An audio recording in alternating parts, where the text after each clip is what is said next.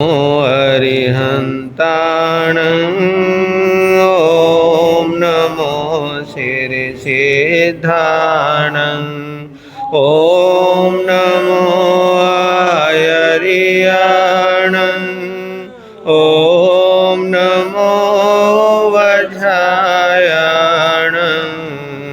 नमो लोये सब साहुणं सो पंच नमोकारो एसो पंच नमोकारो सब पावपण सुनो मंगलाणंच सभे सिंह परमंगहवै मंगल मंगलाणंच सभे से परमंगहवै मंगलम। बैठिए।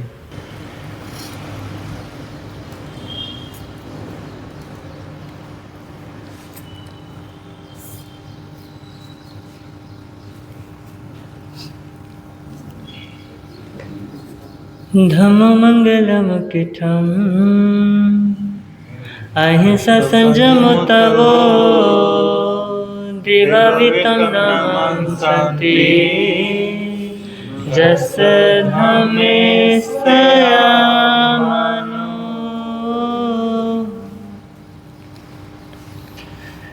जो स्वरूप समझे बिना पाया दुख अनंत।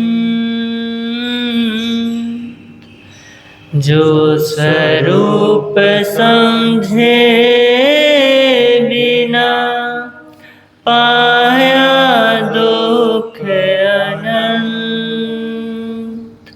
समझाया वह पद नमन श्री सद्गुरु भगवंत। समझाया वह पद नमन श्री सद्गुरु भगवंत। सर्वप्रथम तिन्नानम कार्याणम शासनेश प्रभु परमात्मा श्रवण भगवान महावीर स्वामी जी के पावन से चरणों में कोटिशाह वंदन कोटिशाह नमन। समस्त महापुरुषों की सदाकाल जय हो विजय हो। पाठ पर विराजित मेरे धर्माचार्य के पावन से चरणों में कोटिशाह वंदन। अन्य मुनिवृंद तथा इस प्रातःकालीन धर्म सभा में उपस्थित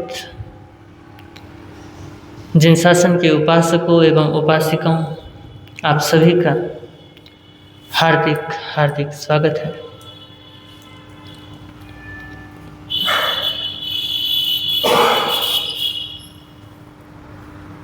आप सभी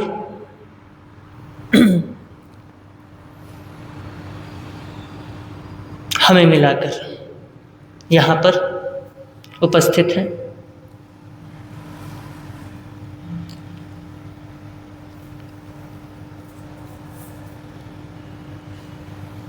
और देखिए,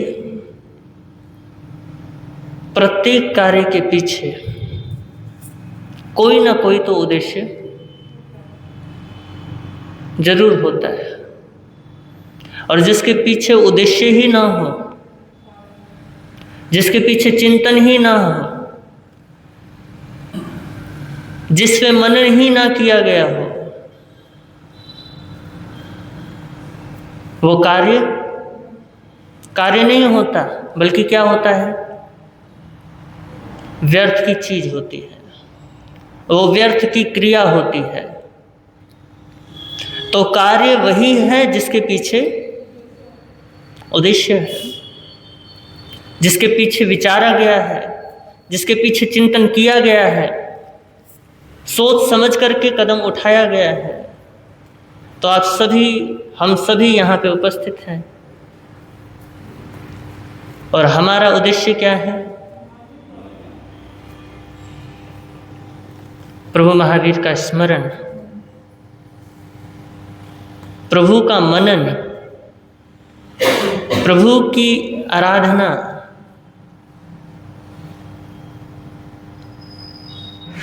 देखिए, यह संसार है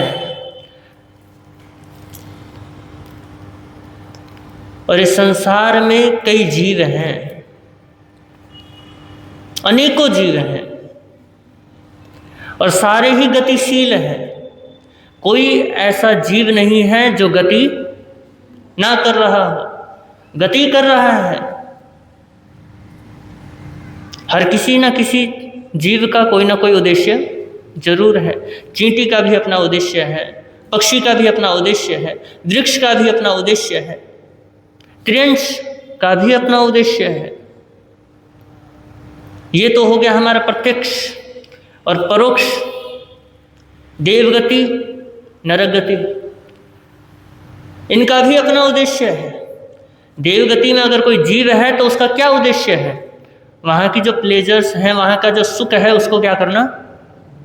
भोगना। नरक में जो फल मिलना है उसको भोगना, नारकी जीवों का उद्देश्य। पक्षी का भी अगर वो उड़ रहा है तो उसका भी क्या उद्देश्य है? उसका भी यही उद्देश्य है कि दाना क्या करना है? इकट्ठा करना है। चींटी भी अगर कुछ इकट्ठा कर रही है तो उसका भी उद्देश्य है। और हम भी क्या कर रहे हैं? हम भी गति कर रहे हैं, मनुष्य गति। तो हमारा भी कोई ना कोई तो उद्देश्य जरूर है। और आगमज्ञों ने 2 प्रकार की राशि बताई। कौन कौन सी राशि? जीव राशि और अजीव राशि। और अगर हम गति कर रहे हैं तो किस लिए कर रहे हैं? इसलिए कर रहे हैं ना कि हमें सुख मिले। हर जीव का यही उद्देश्य है कि उसको क्या मिले? सुख मिले।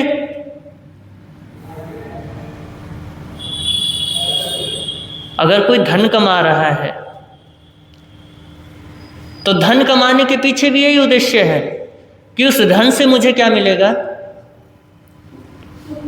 सुख मिलेगा। नहीं तो धन कमाने का क्या उद्देश्य है? कोई उद्देश्य ही नहीं है।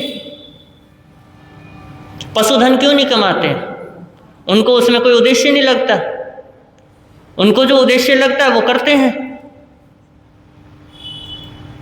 हमें धन में उद्देश्य लगता है तो हम धन क्या करते हैं? हम धन इकट्ठा करते हैं।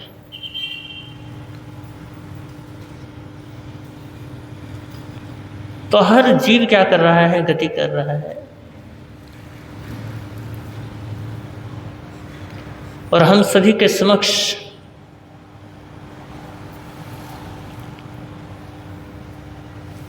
एक उद्देश्य है,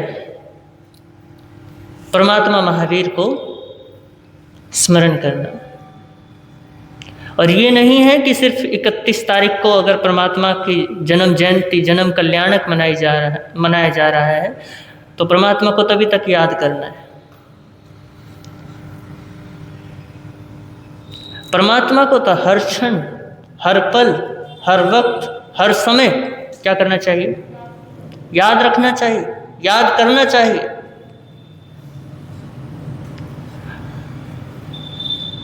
हमें ये नहीं पूछना चाहिए कि महावीर क्या थे। हमें ये पूछना चाहिए कि महावीर कैसे बने? महावीर कैसे बने?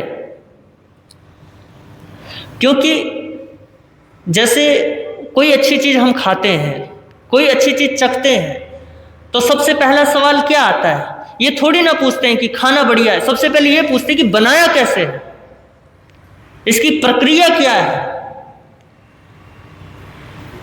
बड़ा ही स्वाद लग रहा है, इसमें डाला क्या है।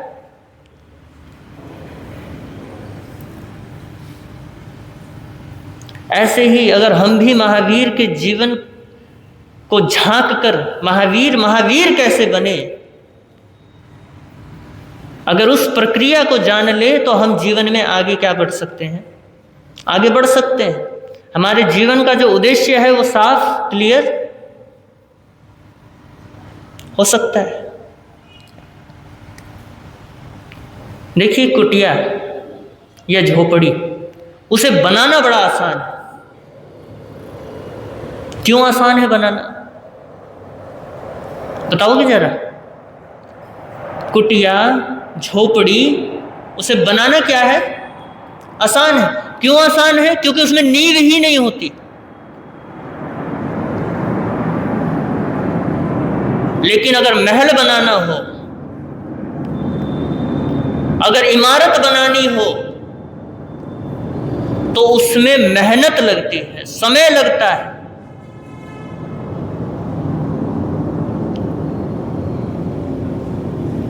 और तीर्थंकर बनने का अर्थ यही है कि ऐसा महल बना देना जिस महल में आने के बाद सब उस महल के क्या हो जाए, मालिक हो जाए, मतलब मुक्त हो जाए। और परमात्मा महावीर 24वें अंतिम क्या है, इस अवसर्पणी काल के तीर्थंकर है। और वो तीर्थंकर है तो उन्होंने ऐसा महल बनाया है जिस महल में जाकर के अनेकों मुक्त हुए, अनेकों सिद्ध हुए, अनेकों बुद्ध हुए।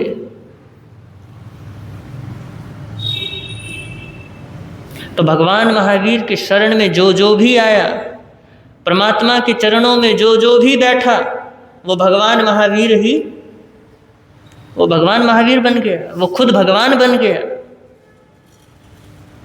अर्जुन माली परमात्मा के चरणों में पहुंचा तो वो भी क्या बन गया, भगवान बन गया। अगर आज के समय में अर्जुन माली होता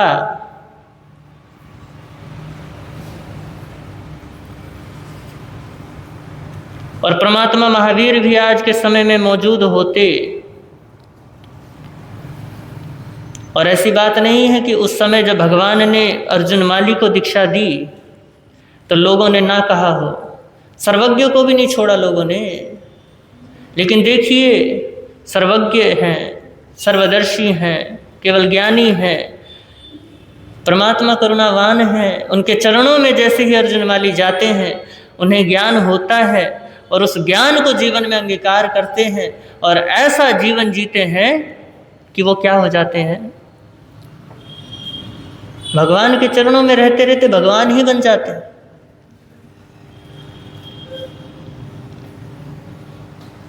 और भगवान महावीर ऐसे ही भगवान नहीं बन गए। ये कोई रातों रात की यात्रा नहीं है, कम से कम 27 जन्म लगे। कितने? 27 जन्म लगे, तब जाकर के वो क्या बने, महावीर बने। और यह जो यात्रा है, गिर कर संभलने और गलती करने और गलती करके उससे सीख कर दोबारा वो गलती ना करने की यात्रा है। किसकी यात्रा? किसकी?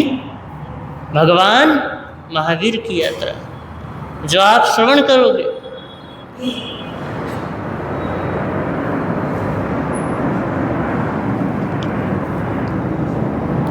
तो प्रभु महावीर ने इतनी ठोकरें खाई हैं, वो इसलिए नहीं खाई हैं, वो 27 जन्म ऐसे ही नहीं भटके।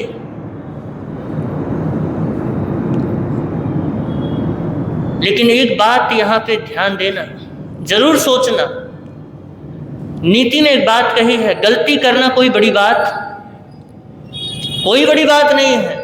गलती करो, जरूर करो, एक बार नहीं 10 बार करो, 10 नहीं 100 बार करो, कोई मनाही नहीं है। लेकिन गलतियां नहीं होनी चाहिए, पुरानी गलतियां नहीं होनी चाहिए। गलतियां क्या होनी चाहिए? नहीं होनी चाहिए। एक गलती कर दी है तो दोबारा वो गलती नहीं होनी चाहिए। और परमात्मा महावीर 27 जन्म भटके हैं तो उन्होंने एक गलती एक बार ही की है, दोबारा वो गलती दोबारा पुनः नहीं किया उन्होंने।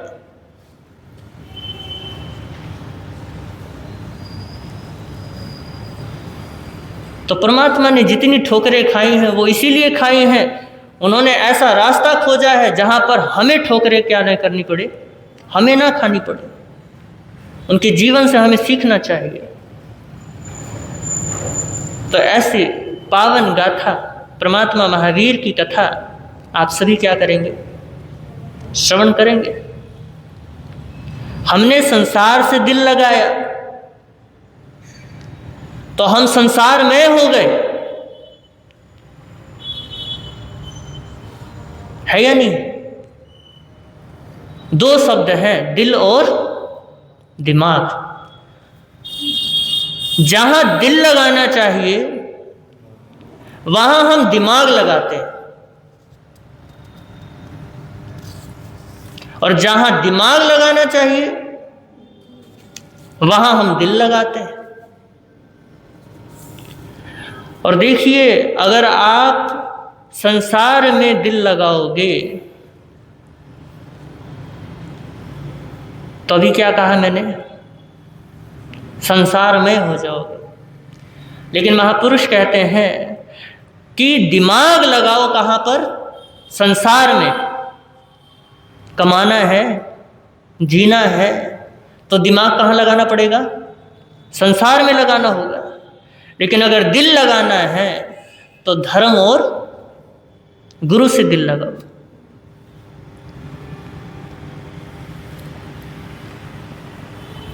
और जिससे हमारा दिल लगता है, हमारा स्वभाव, हमारा व्यक्तित्व, हमारा अस्तित्व वैसा ही हो जाता है। अगर आप अपना दिल रावण से लगाओगे तो रावण बन जाओगे। अगर आप महावीर से दिल लगाओगे तो महावीर बन जाओगे। आज से 850 वर्ष पूर्व इस भारत में एक महान आचार्य हुए हैं। अगर मैं विश्व गुरु कह दूं तो कोई अतिशयोक्ति नहीं होगी, जिनका नाम है कलिकाल सर्वज्ञ आचार्य हेमचंद्र जी। नाम सुना है? अगर नाम नहीं सुना है तो फिर तो बहुत बुरी बात है। हमारे इतिहास के स्वर्णिम अक्षरों में अगर उनका नाम लिखा जाए तो भी बहुत छोटी बात होगी।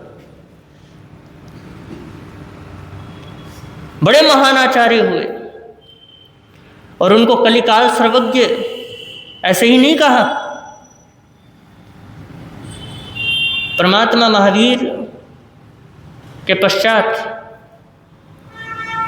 गौतम स्वामी, सुधर्मा स्वामी और अंतिम जम्बू स्वामी केवली हुए। उसके बाद कोई केवली नहीं हुए। लेकिन फिर भी आचार्य हेमचंद्र को कलिकाल सर्वज्ञ कहते हैं। वो इसीलिए कहते हैं, इसीलिए उनको वो उपाधि दी क्योंकि उनके पास अथाह ज्ञान था। क्या था? अथाह ज्ञान था, अथाह ज्ञान के भंडार था। और समस्त संसार का उस समय के वर्तमान युग में वो सबसे ज़्यादा विद्वान थे। तो वो एक बात कहते हैं, बड़ा सुंदर कहते हैं। जो बात मैं कहना चाह रहा हूँ उसी बात को वो बड़े ही सुंदर तरीके से कहते हैं। वो कहते हैं, वीतरागो भवित जीवा वीतरागम विचिंतयन। जो जीव वीतराग परमात्मा की भक्ति करता है, जो जीव परमात्मा की उपासना करता है, जो जीव परमात्मा का चिंतन मनन करता है, जो जीव परमात्मा की आराधना करता है, वो जीव एक ना एक दिन वीतराग की भक्ति करते करते वीतराग हो जाता है। क्या हो जाता है? वीतराग हो जाता है। इससे बड़ा और क्या फल होगा? और कृष्ण कहते हैं अर्जुन को, हे अर्जुन सुन, जो राक्षसों का ध्यान करता है वो एक ना एक दिन राक्षस बन जाता है। जो सज्जनों का, जो महामानवों का, जो महापुरुषों का ध्यान करता है, वो एक ना एक दिन सज्जन बन जाता है, साधु बन जाता है। लेकिन जो मेरा ध्यान करता है, यानी आत्मा का, परमात्मा का ध्यान करता है, वो एक ना एक दिन परमात्मा बन जाता है। तो बात समझ आ रही है? अगर आपने रावण से दिल लगाया तो रावण बन जाओगे, कंस बन जाओगे, है ना जी? कंस भी बुराई का प्रतीक है।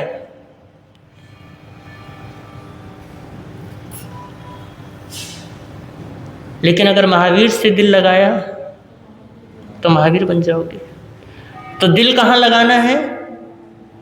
महावीर से लगाना है। तू वीर से दिल को लगा ले, तू वीर से दिल को लगा ले, कोई न दिल तोड़ पाएगा, कोई न दिल। आज सबसे ज्यादा दिल टूट जाते हैं, क्योंकि भैया दिल जहां लगाना था वहां तो लगाया नहीं। दिल वहां लगाते हो जहां टूटने की संभावना है। संसार से लगाओगे तो दिल तो टूटना ही है। संसार का मतलब ही दुख है, और जहां दुख है वहां पे आपने दिल लगाया है। और बड़े हम शातिर लोग हैं, हर जगह दुख को ही क्या करते रहते हैं? अपना संबंधी बनाते हैं, अपने से जोड़ते हैं, दुख को ही अपना सुख मानते हैं, क्योंकि हम मोही जीव हैं। क्या है? मोही जीव हैं। और मोह में ये फर्क दिखना बंद हो जाता है कि जहां दुख है वहीं पे सुख है। हमें दुख में भी सुख दिखने लग जाता है, और जहां सुख होता है वहीं दुख दिखाई देने लग जाता है। जो सम्यक दृष्टि होता है उसको पता होता है कि कहाँ दुख है और कहाँ सुख है।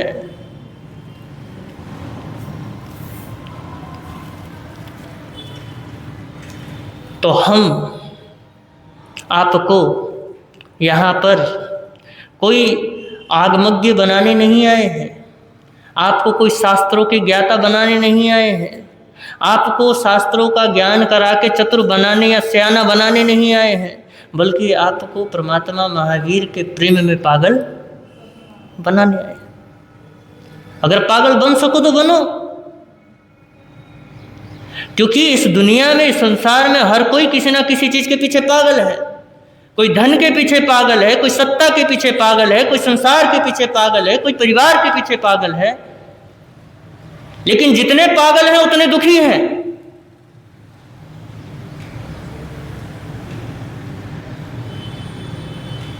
तो इसलिए मैं आपको इन सब के पीछे पागल बनाने नहीं आया हूं। यहां तक कि अगर आप ज्ञान के पीछे भी पागल हो रहे हो ना, वो भी आपके अहंकार को पुष्ट करता है। क्या करता है? वो भी आपके अहंकार को पुष्ट करता है। जितने शास्त्रों के ज्ञानी हैं सबसे बड़े अहंकारी हैं। किसी को भी देख लो, जितना ज्ञान होता है उसका पांडित्य बोलता है, उसकी सरलता नहीं बोलती। कोई विरला ही होता है जो पांडित्य को प्राप्त करने के बाद भी क्या होता है? सरल होता है। लेकिन वो सरल तभी होता है, क्यों? क्योंकि वो महावीर का दीवाना होता है। और जो महावीर का दीवाना होगा वो महावीर को समझने वाला होगा। जो महावीर को समझता है, चाहे उसके अंदर कितना भी ज्ञान हो, वो अहंकार नहीं कर सकता। क्यों? क्योंकि महावीर क्या हो रहे हैं? उसके भीतर बस रहे हैं। लेकिन हमने तो महावीर को बाहर ही कर रखा है, दरवाजा बंद कर रखा है, रोशनी को आने ही नहीं दे रहे हैं। तो अंदर रोशनी होगी कहां से?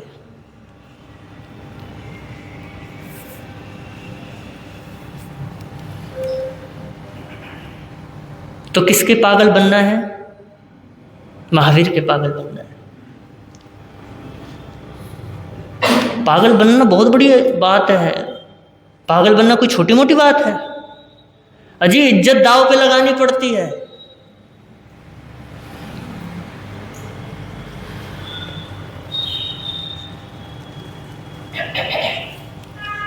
अगर जीवन में सच्चा सुकून पाना है, अगर जीवन में खुशियों की सौगात चाहिए तो महावीर कथा से क्या कीजिए, महावीर कथा से जुड़कर देखिए। प्रभु महावीर कथा से, प्रभु महावीर से जुड़कर देखिए।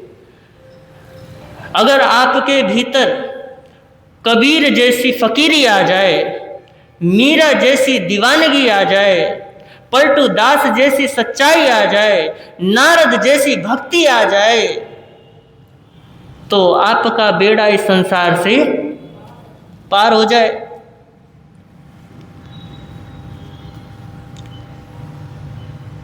तो जरूर प्रभु महावीर को अपने साथ क्या कीजिए, जोड़िए।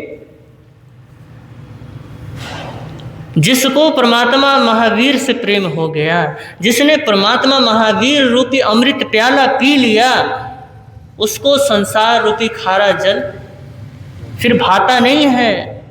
संसार फिर क्या होने लगता है, तिरोहित होने लगता है, संसार छूटने लगता है। और आज अगर संसार सबसे ज़्यादा प्यारा हमें लग रहा है तो बस यही कारण है कि अभी हमें महावीर अभी प्यारे हुए नहीं हैं। हम कहते तो हैं कि हमें परमात्मा महावीर बड़े प्यारे हैं, परमात्मा महावीर ही हमारे भगवान हैं, परमात्मा महावीर ही हमारे सच्चे गुरु हैं, लेकिन अभी उनसे वैसा समर्पण नहीं हुआ है। समर्पण अगर होता तो संसार प्यारा ना होता।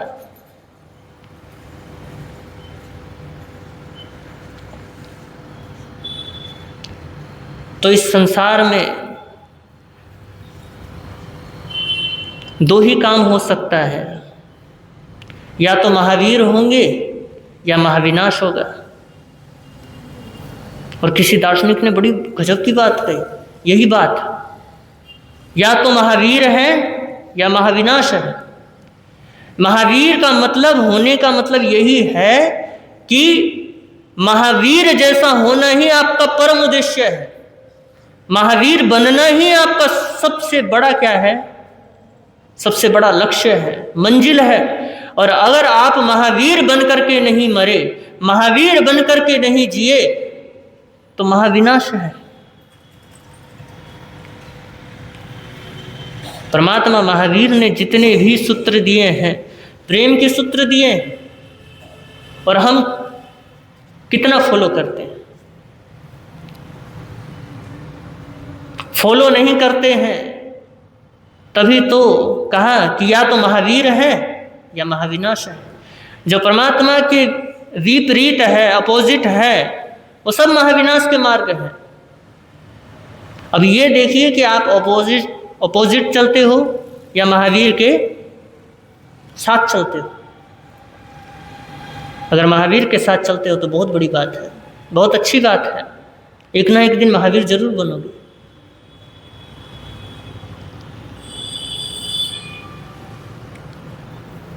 तो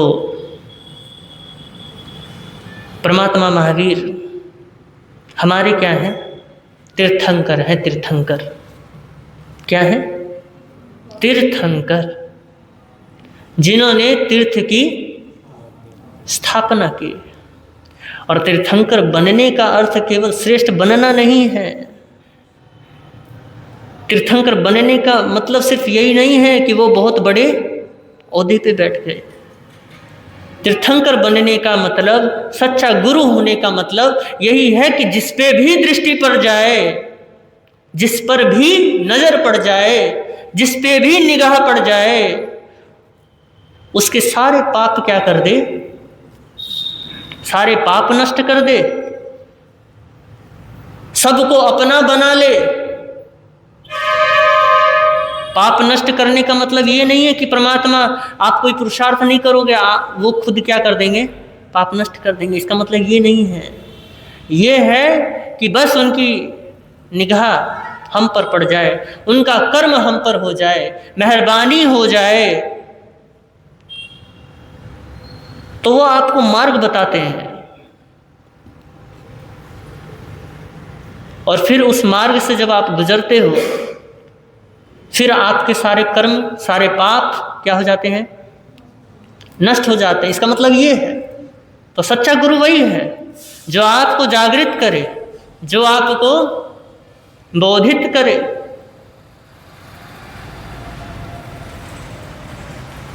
सच्चा गुरु वही है जो लड़ने भी आए तो उसको अपना शिष्य बना ले, अपना बना ले।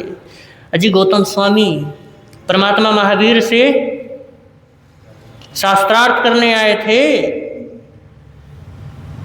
वाक युद्ध करने आए थे।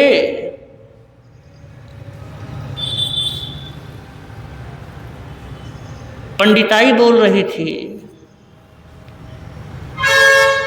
और पहुंच भी गए, लेकिन परमात्मा महावीर की दृष्टि जब गौतम पे पड़ी तो गौतम अपना शुद्ध बुद्ध खो बैठे। वो उन्हीं के हो गए, उनके चरणों में गए, उन्हीं के हो गए।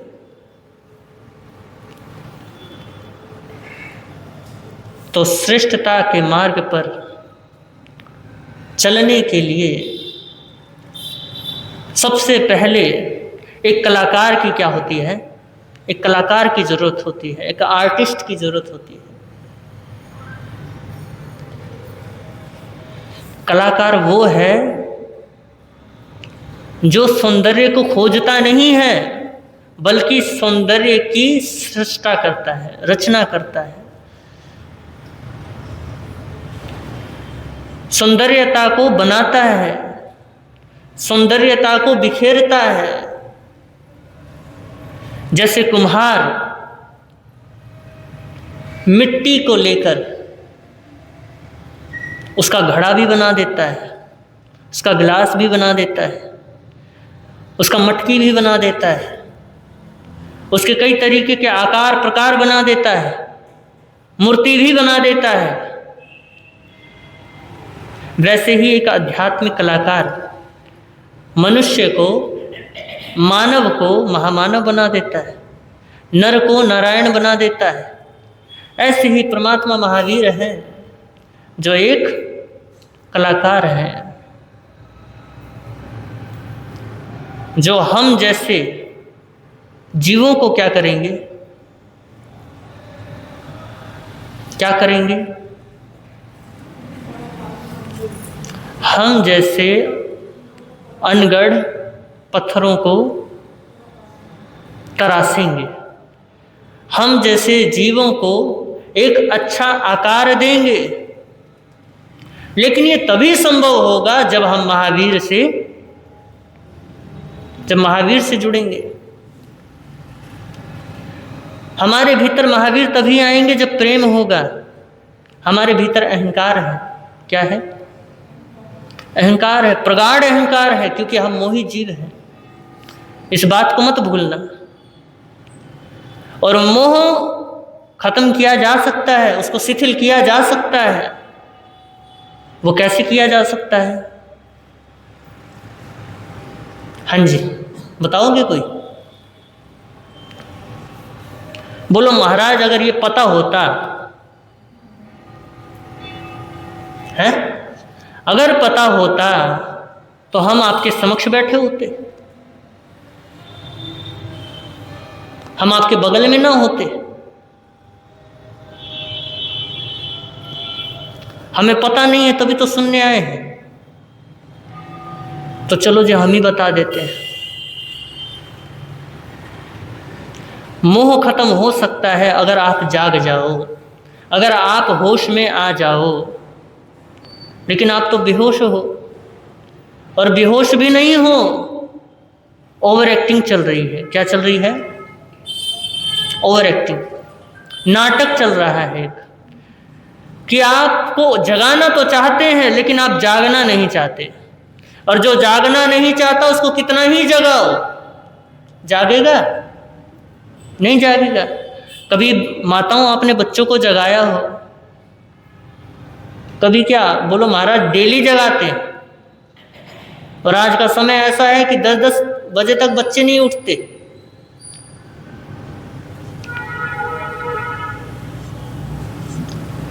तो उनको जब जगाते हो तो बोलते बेटा उठ जा, बेटी उठ जा, तो कुछ जवाब नहीं आता। वही हालत हमारी है कि परमात्मा की वाणी हमें जगाना चाहती है, लेकिन हम जागना नहीं चाहते। हम जानते हैं कि सच्चाई क्या है। जानते हो नहीं जानते? आप ये भी जानते हो कि पाप कहाँ हो रहा है, आप ये भी जानते हो कि हम फंसे कहाँ हैं, आप बंधन भी जानते हो कि हमारा बंधन कहाँ है, लेकिन आप तोड़ना नहीं चाहते, क्योंकि आपको ऐसा लगता है कि अगर मैंने तोड़ दिया, अगर मैं छोड़ दिया तो खाली हो जाऊंगा।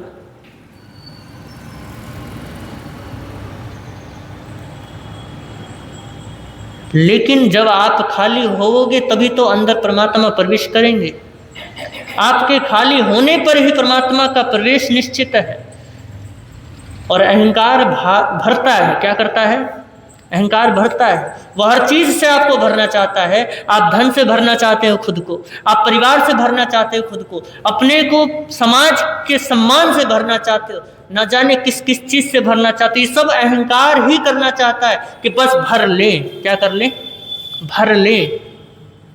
खुद को अधूरापन महसूस होता है।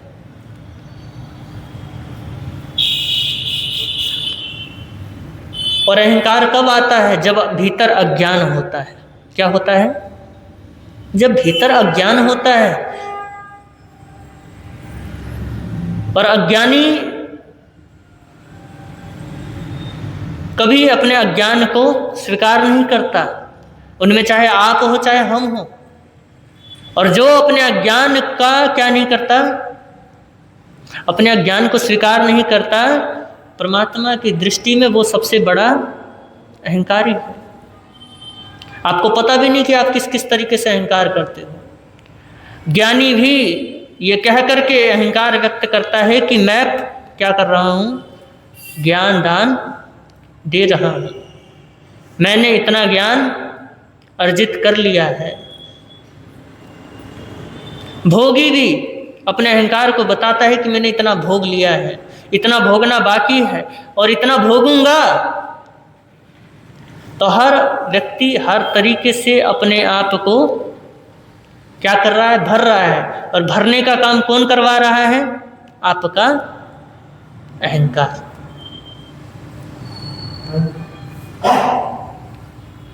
क्योंकि क्रोध आने से पहले पता चल जाता है, लेकिन अहंकार कैसे अंदर घुसता है वो आपको पता नहीं चलता है। अहंकार कहीं से भी पतली गली से घुस जाएगा, पता भी नहीं चलेगा। तो मिट्टी का स्वभाव अहंकार मुक्त होता है, अहंकार रहित होता है ना? है या नहीं? मिट्टी अकड़ती है,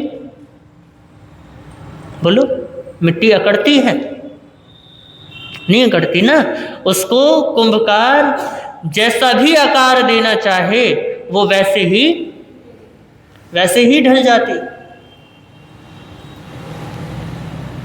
ऐसे ही अगर हम भी सरल हो जाएं तो हम भी क्या हो सकते हैं? हम भी परमात्मा का स्वरूप क्या कर सकते हैं? प्राप्त कर सकते हैं।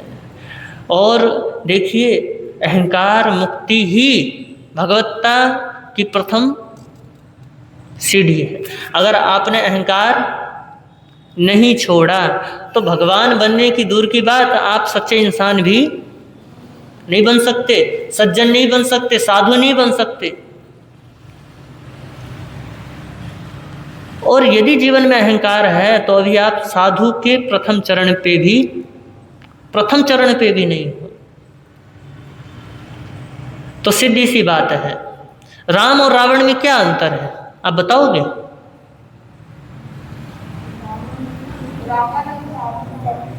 रावण अहंकारी था और राम सरल थे।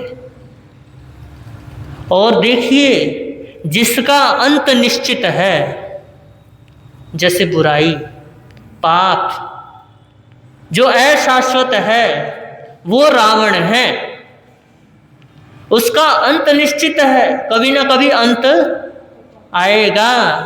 एन कैन प्राकरण, कभी ना कभी तो आएगा। लेकिन जो शाश्वत है, जो अनंत है, जो जिसका कभी अंत होने वाला नहीं है, वो राम है। जिसका अंत आ जाए, बताओ वो कौन है? वो रावण है। और जिसका अंत ही शुरुआत है वो राम है। जिसका अंत ना आए वो राम है। हमारी तो हर चीज का, हम धर्म को भी क्या कर देते हैं, अंतिम बना देते हैं। सामायिक कर रहे हैं तो सामायिक को भी अंतिम बना देते कि बस एक सामायिक हो गया, बस उपवास किया हो गया, धर्म ध्यान किया, प्रवचन सुना हो गया, हर चीज का अंत कर देते हैं। लेकिन महापुरुष कहते हैं कि ऐसे अंत करोगे तो फिर तो कभी तुम राम बन ही नहीं पाओगे। तो धर्म का स्वभाव कैसा होना चाहिए? राम जैसा होना चाहिए। किस जैसा? राम जैसा होना चाहिए। अमर और अनंत, निरंतर, जो हमेशा हो रहा है। तो धर्म को सदैव क्या रखना चाहिए?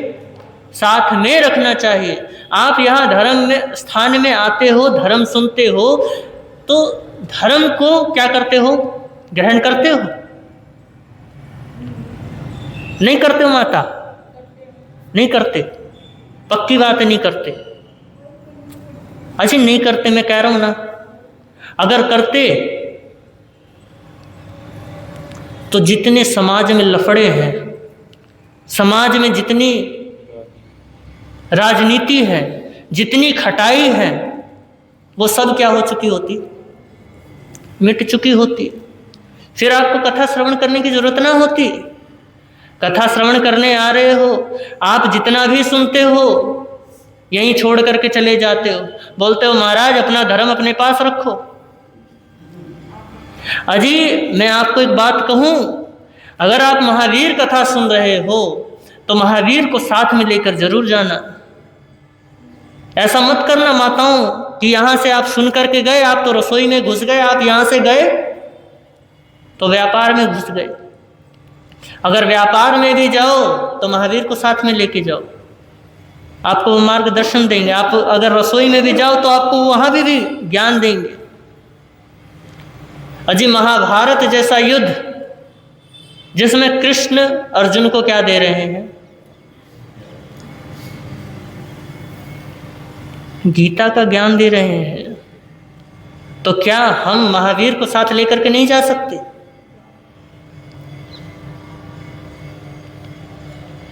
तो कोई भी कार्य कर रहे हो महावीर को साथ में जरूर रखना।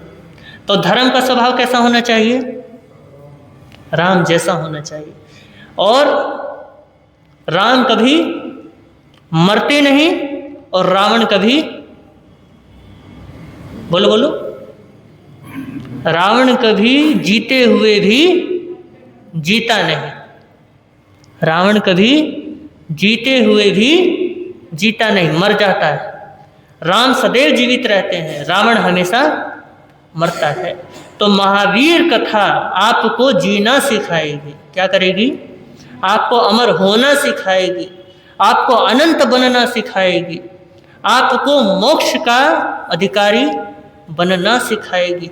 इसका एक एक अक्षर, एक एक शब्द आपके जीवन को बदलने वाला है। महावीर की कथा कोई ऐसी वैसी कथा नहीं है। महावीर की कथा ऐसी कथा है जिसको सुन करके जीवन में परिवर्तन आ जाए।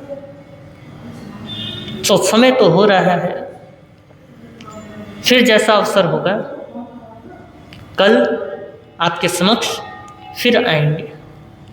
परमात्मा महावीर को साथ में लेकर के आएंगे। और आप जब लेकर के जाओगे ना महावीर को, तो घर पे छोड़ के मत आ जाना, साथ में लेकर के आना। बोलना कि चलो आपको ही सुनने जा रहे हैं, है ना जी। तो साथ में लेकर के जाओ, साथ में लेकर के आओ। और ऐसा नहीं है कि कोई मूर्ति बनानी पड़ेगी, हृदय में बैठाओ। परमात्मा महावीर को कहाँ बैठाओ? हृदय में बैठाओ। तो आपके बारे न्यारे होने निश्चित है। तो इन्हीं भावों के साथ ओम शांति। और आप सभी ने मुझे बड़े प्रेम के साथ सुना, इसके लिए बहुत बहुत अनुग्रहित हूँ। और आप सभी यहाँ पे मौजूद हैं, आप सभी का बहुत बहुत साधुवाद, बहुत बहुत धन्यवाद कि आप सभी परमात्मा महावीर को सुनने आए, परमात्मा महावीर की गाथा को श्रवण करने आए, उनकी आराधना में मौजूद हुए, उनके महफिल में शामिल हुए। यह आपका सौभाग्य है। नहीं तो इस अम्बाला शहर में कितने घर हैं? कितने घर हैं? 500-600। और लोग कितने हैं सभा में? अजी जहाँ पे 60 घर भी होते हैं ना, वहाँ भी 100 के लगभग क्या हो जाते हैं, लोगों की उपस्थिति हो जाती है। और यहाँ 600 घर है, लेकिन उपस्थिति कितनी है? और ऐसी बात भी नहीं है कि लोगों तक बात पहुँची ना हो कि परमात्मा महावीर की कथा प्रारंभ होगी। तो आप सभी ध्यान रखिए, औरों को भी क्या दीजिए, प्रेरणा दीजिए, कहिए कि महावीर की कथा प्रारंभ है। महावीर को हम सभी क्या करेंगे, अपनी आँखों से देखेंगे, अपनी नज़रों से निहारेंगे, बाहर की आँखों से नहीं, भीतर की आँखों से। तो आप सभी आइए, आप सभी का स्वागत है। तो इन्हीं भावों के साथ फिर से एक बार आप सभी का साधुवाद, और आप सभी ने सुना, इसके लिए भी बहुत बहुत धन्यवाद। अब गुरुदेव जी।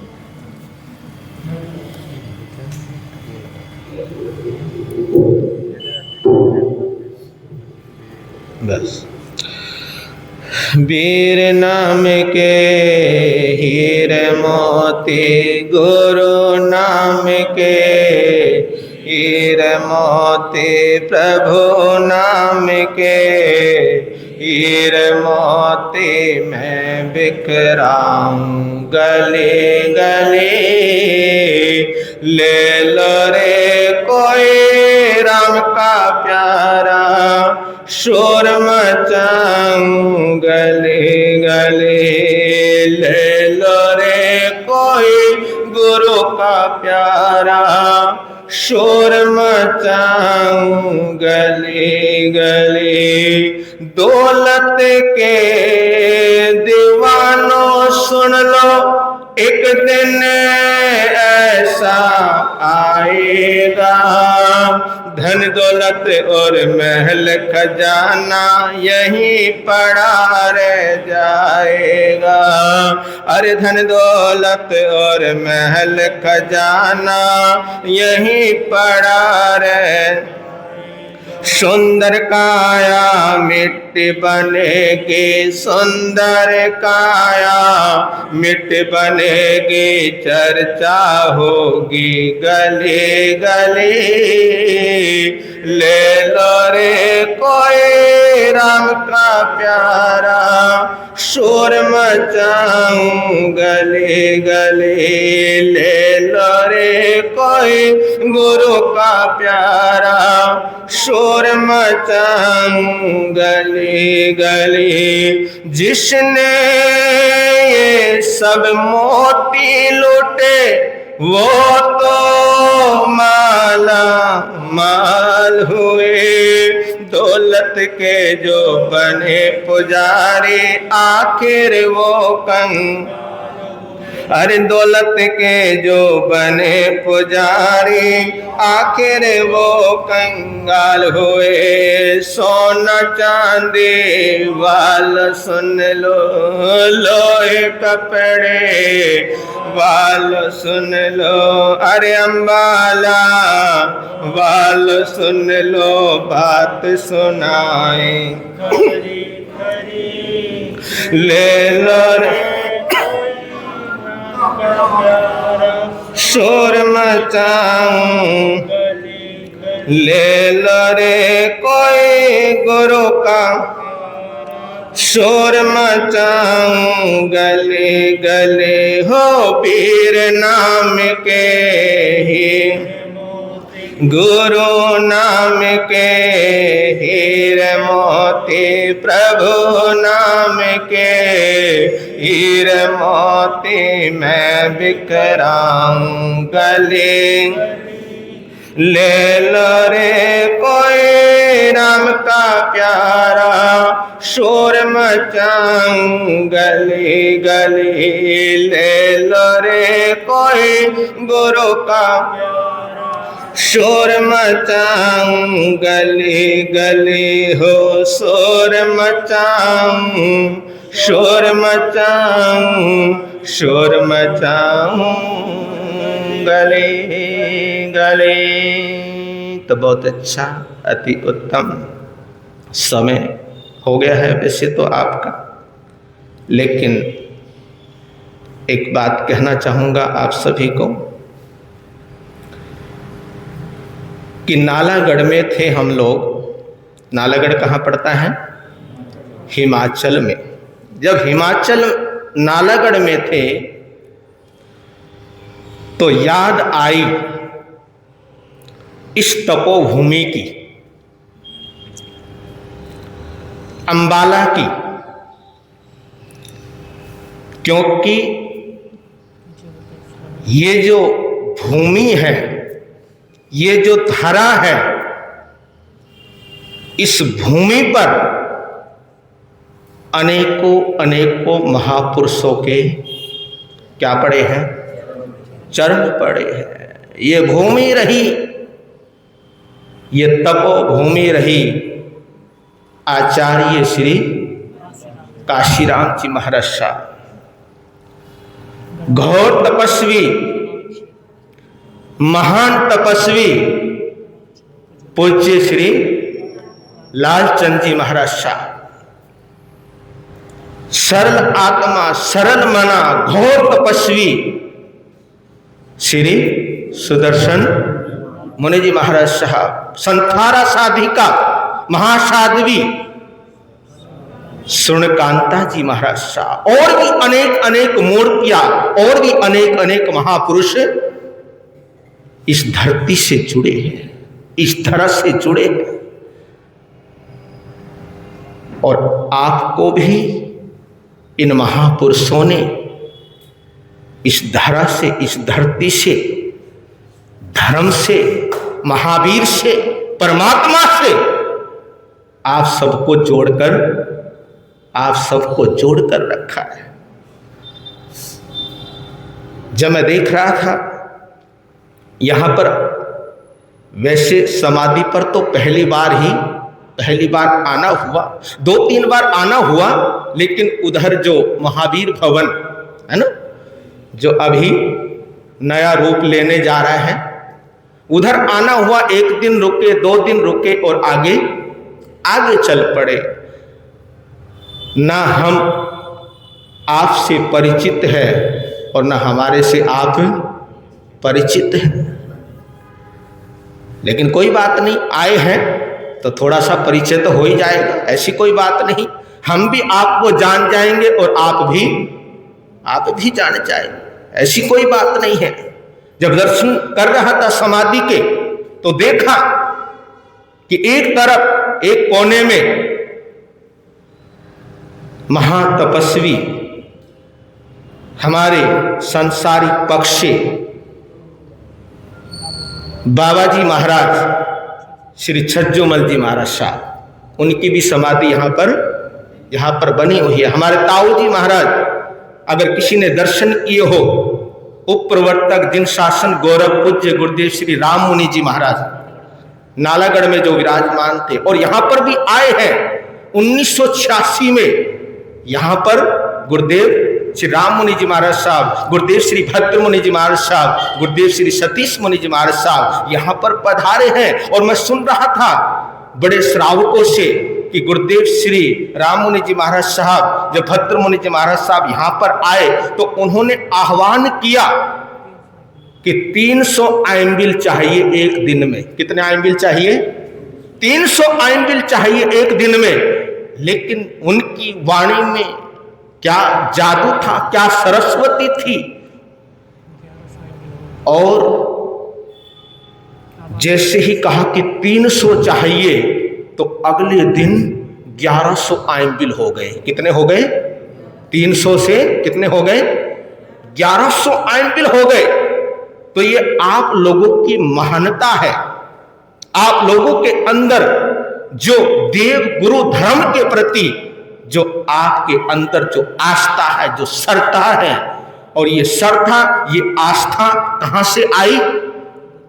ये गुरुओं से ही आई है। किनसे आई है? ये गुरुओं से ही आई है। और गुरुओं का आशीर्वाद हमेशा आपकी नगरी के ऊपर बरकरार बना रहता है। तो नालागढ़ थे, नालागढ़ से और हमारा चातुर्मास, आगामी चातुर्मास गुड़गांव में है। तो सोचा कि धर्म नगरी रास्ते में, धर्म नगरी रास्ते में पड़ेगी। श्री आदिश जैन जी आए नहीं आए, है ना? श्री आदिश जैन जी से संपर्क हुआ। उन्होंने यहाँ के श्री संघ से, यहाँ के श्री संघ से बात की और हम नारायणगढ़ पहुँचे।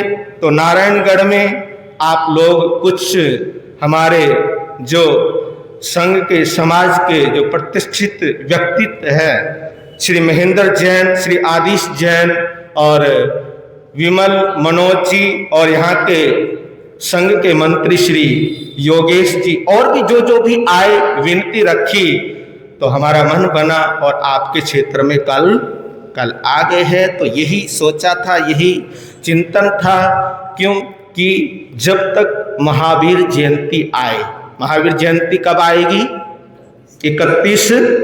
31 मार्च को। तो महावीर जयंती तो 31 मार्च को आएंगी, लेकिन उससे पहले हम महावीर को क्या कर सके? महावीर को जान सके, महावीर को पहचान सके, उस कहानी से जुड़ सके जो 27 भवों की महावीर की क्या रही है? महावीर की यात्रा रही है। और वो महावीर की ही यात्रा नहीं है, वो यात्रा हमारी भी, बोलो, आपकी है या नहीं है? हमारे भी कितने भव हो गए। तो ये कहानी महावीर की ही नहीं, ये कहानी हम सब की है। तो इस माध्यम से, महावीर कथा के माध्यम से, और मैंने जिम्मेदारी दी है महावीर कथा सुनाने की मधुर कंठी शास्त्री श्री तेजस मुनि जी महाराज को, कि वो महावीर कथा आपको क्या करेंगे? इन्होंने सुनाई, आपको समझ आई नहीं आई है? समझ आई नहीं? हाँ, तो समझ आई है तो कल आओगे या नहीं आओगे, है ना? औरों को भी साथ में लेकर आना है। तो बहुत अच्छा, अति उत्तम। आप सभी के लिए बहुत बहुत अनुमोदना करता हूँ, धन्यवाद करता हूँ, आप सभी को साधुवाद देता हूँ कि आप आए और आपने महावीर कथा का आनंद लिया। आज का दिन क्या है? प्रारंभ का दिन है। तो ये यात्रा चलती रहेगी 31 तारीख तक। तो आप 30 तारीख तक महावीर कथा चलेगी और 31 मार्च को महावीर जयंती है। और मैं देख रहा हूँ थोड़ा सा जो उदासीपन है, क्या है? जो संघ में, जो समाज में, जो आप लोगों में जो उदासीपन है, एक होना चाहिए ना, एक जोश होना चाहिए, एक होश होना चाहिए कि भाई संत आए हैं और संत, है ना, संतों को आप बुलाकर लाए हो भैया, तो हम आपका क्या बनता है? आपका फर्ज बनता है आने का, जाने का, पूछने का, है ना।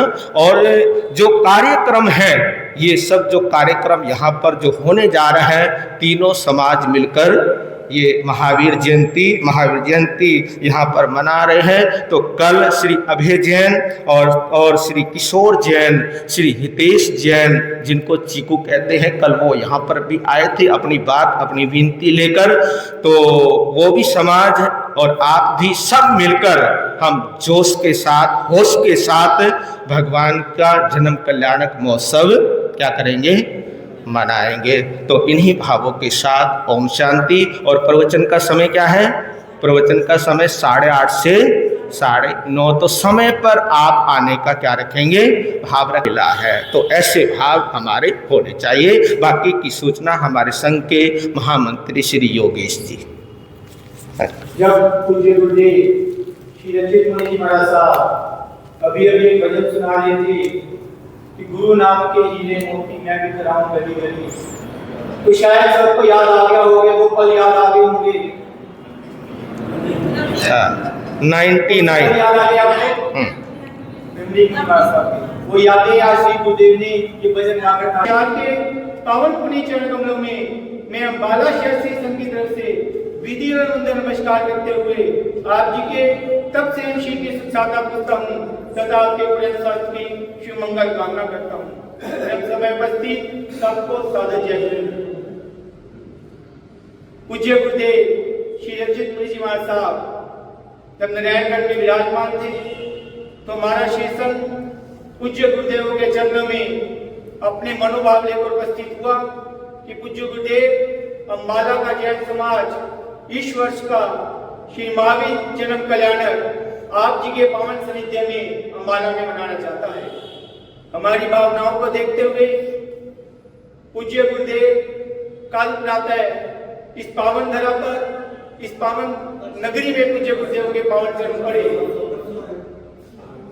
परसों धार गए गुरुदेव, क्षमा चाहता हूँ। कांची नगरी अम्बाला में पधारने पर अम्बाला शहर से संत पूज्य गुरुदेवों का हार्दिक स्वागत अभिनंदन करता है। पूज्य गुरुदेव श्री प्रेम सुख जी महाराज की बगिया के महकते पुष्प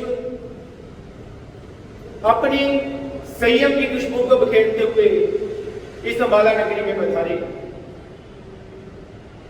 जब जब भी गुरु प्रेम सुख की परंपरा का कोई भी साधु साध्वी वृंद कांची नगरी अम्बाला में पधारता है तो हमें वो पल याद आ जाते हैं।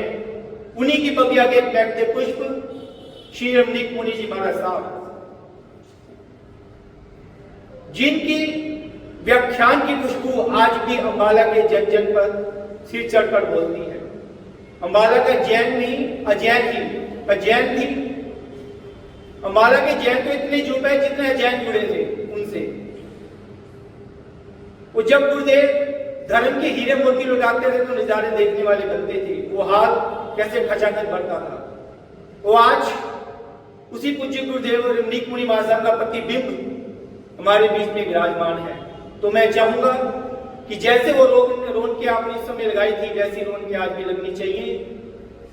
और ये हमारा सौभाग्य है कि हमें पूज्य गुरुदेवों की ही परंपरा के एक छोटे से संत श्री तेजस मुनि जी महाराज साहब, छोटी सी उम्र और सरस्वती की अपार कृपा, आज आपने प्रवचन की झलक देखी हुई है। उनके मुखारविंद से महावीर गाथा सुनने का अवसर हमें मिल रहा है। तो आपके जितने भी चाहने वाले हैं, जितने भी आपके नजदीकी हैं, उनसे एक अवश्य बात अवश्य कहना कि गुरु रमणीक का प्रतिबिंब अम्बाला में आ चुका है। जिसने दर्शन करने हैं तो सुबह प्रवचन में आ जाए और हीरे मोती लूट कर अपने जीवन को सफल बना ले।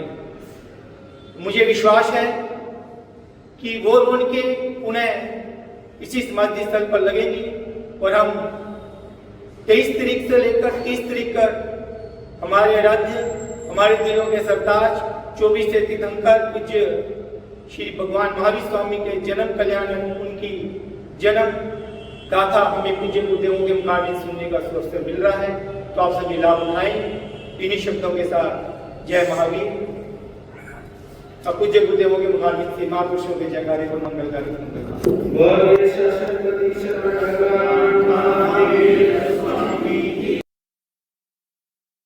भगवंतो सभी गुरु भगवंतो, दुनिया के सभी महापुरुषों, जैन धर्म की, विश्व धर्म की, नमो अरिहंताणं, नमो सिद्धाणं, नमो आर्याणं, नमो झण, नमो ले सब साउनं, ऐसो पंच नमोकारो सब पापनाशन मंगलानंचे सभ्य सिंह पड़ मंग हवि मंगलम श्री चतारी मंगलम अरिहंता मंगलम सिद्धा मंगलम साहु मंगलम केली पणत्तो धमो मंगलम चतारी लोकतमा अरिहंता लोकतमा सिद्धा लोकतमा साहु लोकतमा केली पणत्तो धमो लोकतमा चतारी शरणं पहुज्जामि अरिहंते शरणं पहुज्जामि सिद्धे शरणं पहुज्जामि साहु शरणं पहुज्जामि केली पणत्तं धम्मं शरणं पहुज्जामि अरिहंता जी का शरणा, सिद्धा जी का शरणा, साधु जी का शरणा, केवली पणत्तो दया धर्म का शरणा। ये चार शरण लोक हर में और न शरण कोई होगा। जो भव प्राणी करे आचर उसका अजर अमर पद होगा। उसका सदा ही मंगल होगा। एक दूसरे आपस में जय जिनेंद्र।